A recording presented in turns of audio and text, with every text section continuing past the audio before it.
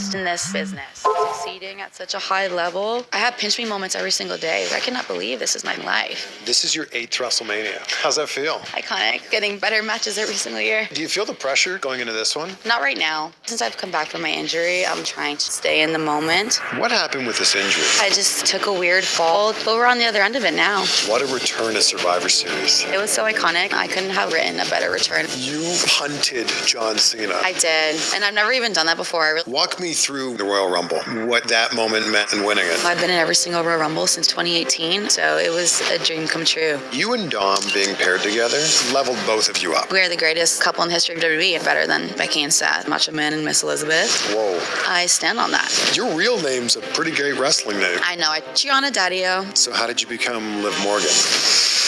This episode right here is brought to you by Beam. Shut the heck up, you freaking 28 jobber. powder for just... Shut up. We're here for Mania Week. Yeah. Wild. Crazy. Is that a WrestleMania 10 shirt? It Is it 10? No, it's 15. Honestly, I didn't see it's XV. Yeah, I was at headquarters this week, and I got a couple gifts. That's great. This is one of them. Rock Austin. Yeah. Oh, man. I love this. This is your 8th WrestleMania. Ah! How's that feel? Iconic. Iconic. We're just going, and we're just getting better matches every single year. Yeah, do you feel the pressure going into this one? Not right now. Not right now, and not in like a bad way. I just, I don't know. I feel like since I've come back from my injury, I'm very much just like trying to just stay in the moment and be present. Obviously, WrestleMania is heavy on my mind, but I'm not feeling like any anxiety or pressure yet. I'm just kind of taking everything day by day and just preparing as best as I can. So no, I don't feel pressure right now in this moment. When does it usually hit? Is it day of? Probably day of. If we found you right before your match, what would you be doing? Throwing up in a garbage can. For real? Yeah. Yeah. Every match? Not every single match, but you know, maybe like 4 out of 7 times I probably will be dry heaving or spinning or puking.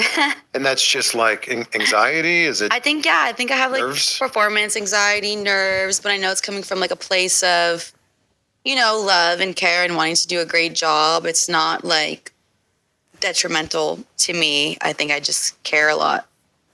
What happened with this injury? And did you immediately know something was wrong?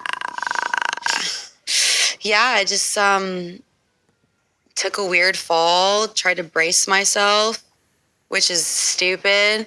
And as soon as it happened, I knew, just because like you can't feel anything. Well, first of all, it's like such an intense pain, and then it just goes away, and then you can't feel anything because your shoulder is just not connected. So, yeah, I knew. I rolled out the ring. I tried to like pop it back in. Medical came and tried to pop it back in, and it was kind of just like, I can't continue. I can't do anything else, and so I had to throw in the towel, which I hated. And I think I tried to be really optimistic, like until my MRI news. Like I was like, I think I'm okay. But I had done the same thing like 2 years prior. So like I knew it wasn't okay, but I didn't really want to speak it into existence. Because there's the video of you on the table that you posted, of your shoulder getting relocated, which is crazy because you can see it pop back into place. And then you stand up and you're like, maybe that's it. Like, maybe I'm good to go. Yeah, I wasn't good to go. I think that was just, you know, wishful thinking. I did not want to have time off, especially in that moment in time. I had a lot of amazing opportunities in front of me at work. I was having a lot of fun with the Judgment Day, and like you leave and you don't know like what you're going to come back to necessarily. And so, yeah, I was very fearful and just like overall sad, just very, very, very, very, very sad. But we're on the other end of it now, you know, and now we're going to WrestleMania. And what a return to Survivor Series. Thanks. And like to be part of that match too. Dirty Dom and John Cena. And then you turn on John Cena, it's like, you basically pulled the... Well, did I turn on John Cena? Well, you pulled the Uno reverse card, right? Yeah. It's the Uno reverse card. Like, it's the exact same thing. that he did to Cody Yeah. Rhodes earlier in the year. Yeah. The look on your face just sold that moment so perfectly. I don't even know how I did that. Like my eyes, I was like, woo, dilated. I must have tapped into something right there. I don't know. But yeah, it was so iconic and I couldn't have like written a better return. And I mean that like so wholeheartedly. I couldn't, first of all, I would not even have come up with that myself. That was so much more grand and special to me than anything I could have thought of myself. And so I was just so happy and honored. You like punted John Cena. I did. And I've never even done that before. I really didn't even know like, you know, the mechanics of any of it. So I just was like, I'm just gonna go for it. Walk me through winning the Royal Rumble. Yeah. And what that moment meant, eliminating Tiffany Stratton and winning it. Yeah, you know, I've been in every single Royal Rumble since we started doing these in 2018. I think. What a stat. Yeah, I think myself and Natalia are the only women that can say that at this point. And you know, I've had like every position in that match. I've come out first, I've come out last. I've had the fastest elimination time. I've had the time for the shortest elimination. And to like finally be the bride and not the bridesmaid this year. And not only that, but to like solidify myself a WrestleMania spot where I was able to pick a champion of my choosing.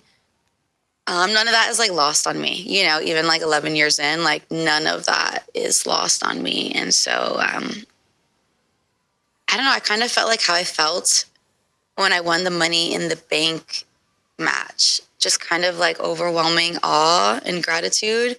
And it just being so surreal that all I can do was just like look out into the audience just because I wanted to like really remember that feeling and try to, like I said, just be really present in the moment. And so it was a dream come true. When you were walking back up the ramp, it looked like you got emotional. I did. What did that moment mean to you? Open a Chime checking account in 2 minutes. We'll spot you up to $200. Apply now. Shut up. What did that moment mean to you? 25 minutes. You got an video ad. You just nothing's promised in this business, you know? And so those moments where you're quite literally like not only living your dream, but you're like accomplishing and succeeding at such a high level, just makes me emotional because I'm just like so proud and just like I have pinch me moments every single day where I'm just like, I cannot believe this is my fucking life, you know? And to win the Royal Rumble with a roster so stacked of incredible, talented women and for it to be me and to go on to WrestleMania, it was just amazing, incredible. I was just really proud. I was just really proud and happy. And I just felt like vindicated. I feel like you are on a whole new level over the last 2 or 3 years, thanks. right? Yeah. Do you recognize it too? For sure. Yeah, I've been saying like ever since the Liv Morgan Revenge tour, Yeah. I feel like I've just like been able to tap into something else. And I think I just really needed like something to sink my teeth into. And that was like that for me. And then I feel like I just understood everything better after that. And then you and Dom being paired together, like leveled both of you up. Yeah. Like it made both of you go like just immediately shoot up like right into the main event. Thanks. But it's amazing. Like what is it about that chemistry that works so well? I think like ultimately we just understand the assignment. And I feel like the fans love to hate us or they hate to love us. And it's such like an intriguing, complex, messy, wholesome love story that we haven't seen for a while. And I feel like the audience really loves that. And I think, honestly, I just think we're just iconic. I know I say that word a lot, but we're just iconic together. I think we are the greatest couple in the history of WWE. And I don't mean that like, I'm saying that heartedly, you know, better than Becky and Seth. We're better than AJ and CM Punk. We're better than Macho Man and Miss Elizabeth. Whoa. Like, I stand on that. Okay. I stand on that. That's bold. I stand on that. I stand on that. And I feel like we've resurged couples in WWE. Like, what couples were couples before Dominik and I, you know? Now you have tons. Now you have tons of people coupling up, trying to do what we do, but they just can't.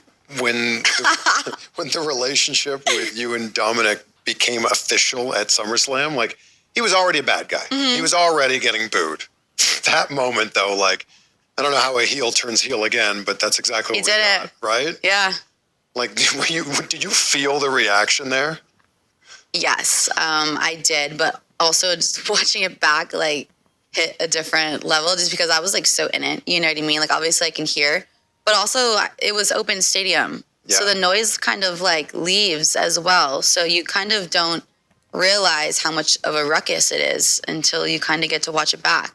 So when I watched it back, I was just like, holy shit. Holy shit, it was so cool. It was so funny, and it's like, I even saw, like, you know, Stephanie McMahon's kids, like, just, like, shocked, just like, what the hell?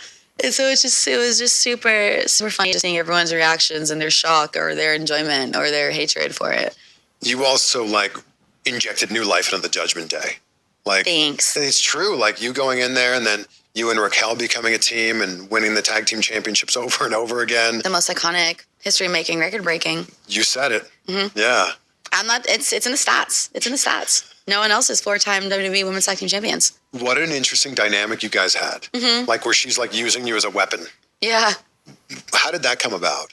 I feel like I've always, masochist is not the right word, but, like, I've always been down to, like, if it's going to hurt you, I'm okay with hurting me, you know? And I have this strong, powerful 6-foot woman that can just throw me across the ring, you know? And so I think we just were like, this is kind of fun. And, like, no one, it's different. And so we kind of just took that and, like, ran with it. Like, you can use me as a battery ram or, like, a cannonball or whatever it is that we want to do to hurt our opponents.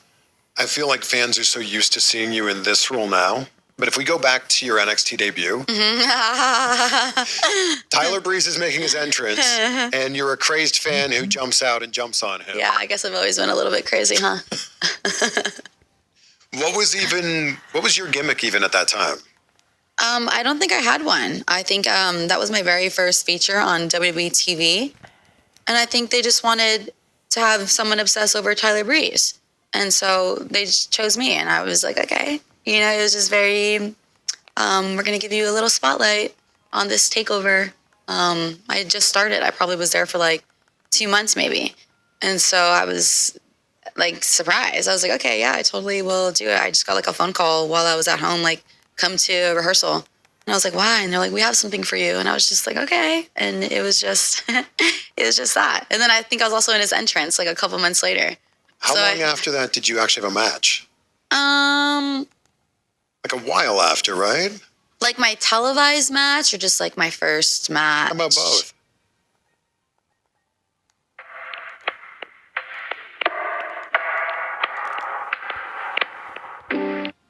Like my televised match or just like my first match? How about both?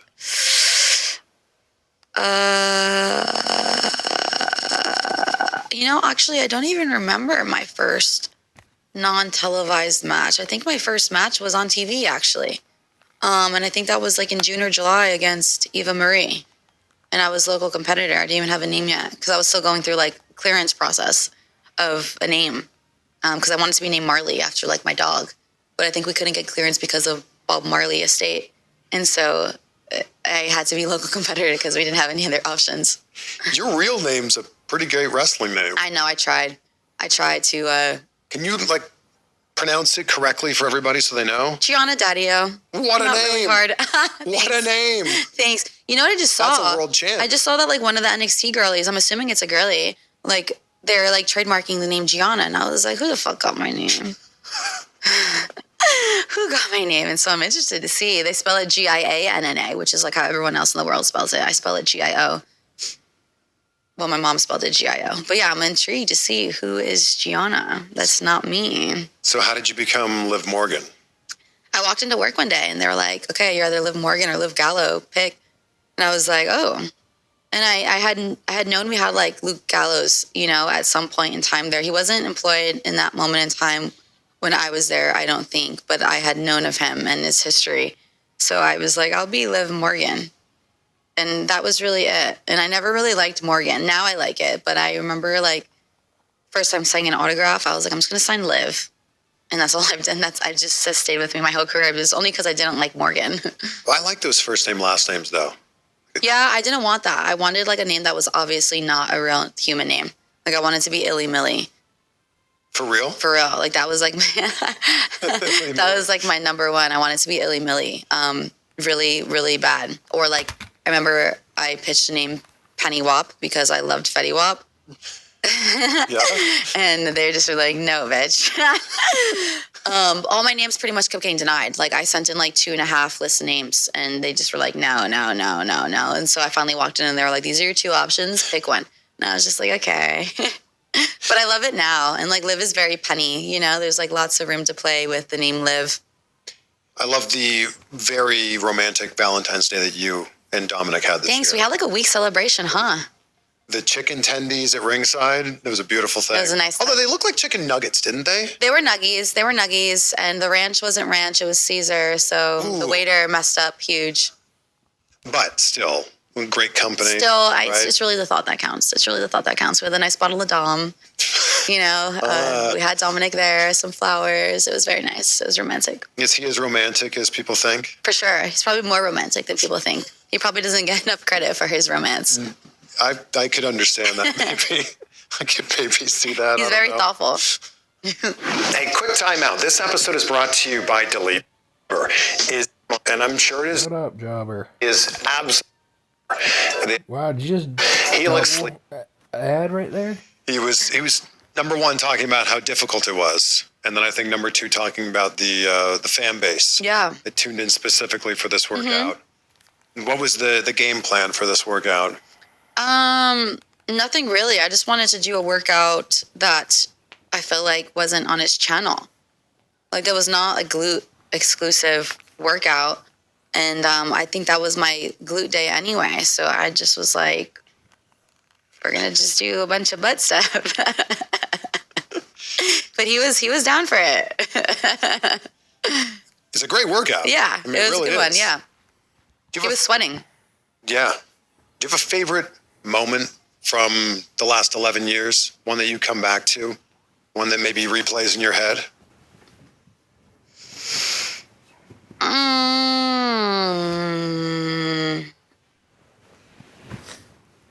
No, and not in like a bad way, but no, I don't think that there's like a moment that stands out to me multiple times. I just feel like my career as a whole, like I think of so many moments, I guess. I think of so many moments in my career as a whole. I just feel like, I don't know, I'm just so grateful, really. I'm just so fucking grateful, and I don't know how else to put it. I just feel blessed. I feel lucky. I feel like I'm living like the life of my dreams. Have you always lived in gratitude like that? Yes, but like especially more so now, coming out of my injury. It just is like very like apparent to me, just like, I'm just so lucky. I'm just so lucky, and it almost makes me like emotional just because I'm just grateful and I'm just happy, and I feel like I don't know what I did to like earn this, you know, but I will take it nonetheless. Was there a moment in your injury where you were worried you wouldn't come back, or worried you wouldn't come back into a storyline? No, I always knew I was going to come back. I just didn't want the time off. I didn't want the time off, especially when I had it. Like, I had to miss Evolution. I had to miss SummerSlam in my hometown. I knew I was going to be out for at least 6 months. And like I said, I didn't know what I was going to come back to. So it was just all sad for me. It was just all sad for me. And I feel like I was really like firing off on like all cylinders in that point in time as well. So just for it all to be taken away, it was just hard. It was a hard pill to swallow. It was a hard pill for me to swallow. Like, I was just sad at home for like a very, very long time. What got you out of the funk?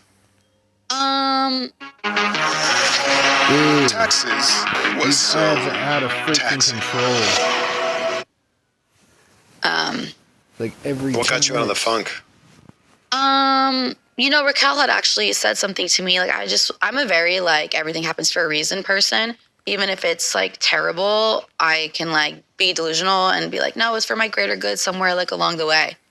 But I didn't feel like that about my injury. And so that was hard for me to even sit with, like feeling like something happened to me that wasn't intended for my greatest good. Like I was like, wow, I really just got injured. And it was just to kind of like deter me. You know what I mean? Like, wow, something just happened just for it to be terrible. And that was just hard for me to come to terms with because that's not how I live my life. But I did not really see like the flip side. And so I remember like just being on FaceTime with Raquel and just telling her like, yeah, like I don't know like what I believe in right now. And like not having a faith in something like had me lost for a little bit. And then Raquel was just like, well, it was like so simple. She's just like, well, sister, you know, like I feel like when you feel like you have no faith is like when you're supposed to have the most. And it was kind of just, it was so simple, but I just was like, huh, you know? And so I feel like that was kind of like the catalyst that was enabled me to change my mindset a little bit. And so I just was like, yeah, you know, like I should have the most faith right now while I'm feeling like I have zero. And so that was kind of it. And then I feel like I was able to kind of take myself out of the slump that I was in, or start to at least. You were on the receiving end of one of Bianca Belair's hardest, loudest hair whips ever. How long did it take for that to heal up? I had a scar for quite a while, honestly. I haven't looked at it in a bit. I still think I have a very bit of a tail end mark. Still? Yeah, and also my back, too. I have, like, a scar on my back from some injury I had, taken from the Elimination Chamber. So, yeah, I scarred me up pretty well. But honestly, that's, like, one of my favorite matches ever.